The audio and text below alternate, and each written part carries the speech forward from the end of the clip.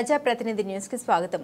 రాష్ట్రంలో తీవ్రమైన వరదలు వచ్చే నేపథ్యంలో ప్రజలకు సహాయం చేయడంలో పార్టీ శ్రేణులు చురుకుగా పాల్గొనాలని సిపిఎం రాష్ట్ర కార్యదర్శి వర్గ సభ్యులు వీరయ్య అన్నారు. నల్గొండ జిల్లా మిర్యాలగూడ పట్టణంలోని బృందావన గార్డెన్లోని జిల్లా ప్లీనరీలో సమావేశంలోని మాజీ ఎమ్మెల్యే జూలకట్టి రంగారెడ్డితో కలిసి పాల్గొన్నారు. ఈ సందర్భంగా వారు మాట్లాడుతూ నాగార్జున సాగర్ ఎడమ కాల్వకు మరమ్మతులు చేపట్టాలని కోరారు. ఈ సమావేశంలో పార్టీ నాయకులు, కార్యకర్తలు తదితరులు పాల్గొన్నారు. రాష్ట్రంలో తీవ్రమైనటువంటి వరదలు వచ్చిన నేపథ్యంలో ప్రజలకు సహాయక చర్యలు ఎక్కడికక్కడ చేపట్టాలి. పార్టీ శ్రేణులందరూ కూడా ప్రజలకు సహాయం చేసేందుకు రంగంలోకి దిగాలని సిపిఎం రాష్ట్ర కమిటీ పిలుపునిస్తోంది.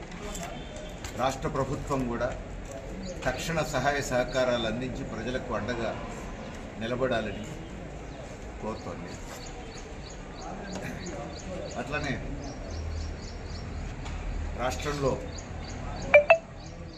విష జ్వరాలు ఈ వరదల కంటే ముందే విజృంభించినాయి.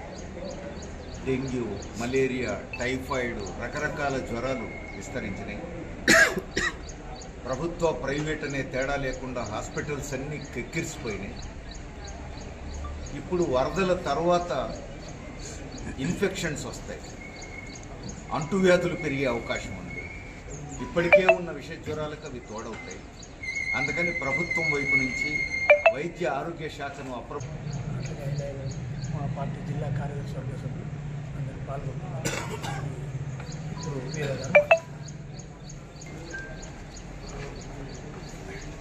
నమస్కారం. రాష్ట్రంలో తీవ్రమైనటువంటి వరదలు వచ్చిన నేపథ్యంలో ప్రజలకు సహాయక చర్యలు ఎక్కడికక్కడ చేపట్టాలి. పార్టీ శ్రేణులందరూ కూడా ప్రజలకు సహాయం చేసేందుకు రంగంలోకి దిగాలని సిపిఎం రాష్ట్ర కమిటీ పిలుపునిస్తోంది. రాష్ట్ర ప్రభుత్వం కూడా తక్షణ సహాయ సహకారాలు అందించి ప్రజలకు అండగా నిలబడాలని కోరుతోంది. అట్లనే రాష్ట్రంలో విష జ్వరాలు ఈ వరదల కంటే ముందే విజృంభించినాయి. డెంగ్యూ, మలేరియా, టైఫాయిడ్, రకరకాల జ్వరాలు విస్తరించినాయి. ప్రభుత్వ, ప్రైవేట్ అనే తేడా లేకుండా హాస్పిటల్స్ అన్నీ కెక్కిరిసిపోయినాయి.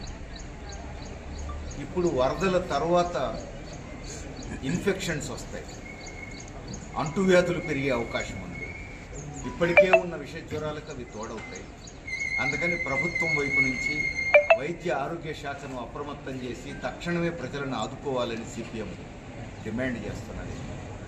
వాటి ప్రధానమైనటువంటి ఎర్మకాలు కానీ తర్వాత దాని ద్వారా వచ్చేటువంటి మేజర్లు వాటికి మరమ్మతులు చేపట్టాలి. నీళ్లు విడుదల చేసినట్టయితే అవి తెగిపోవటానికి ఆస్కారం ఉంటాయి. షట్టర్స్ సరిగా లేవు.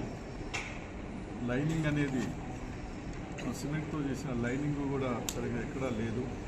అక్కడక్కడ గండ్లు పడేటువంటి ప్రమాదం ఉందని చెప్పి గతంలో అనేక సార్లు మేము అక్కడికి వెళ్ళి పరిశీలించి ఫోటోస్తో సహా ప్రభుత్వానికి, మంత్రులకు తెలియజేయడం అనేది జరిగింది. వాటిని పట్టించుకోలేదు. కంప చెట్లు విపరీతంగా మొలిసినాయి, గండ్లు పడ్డాయి.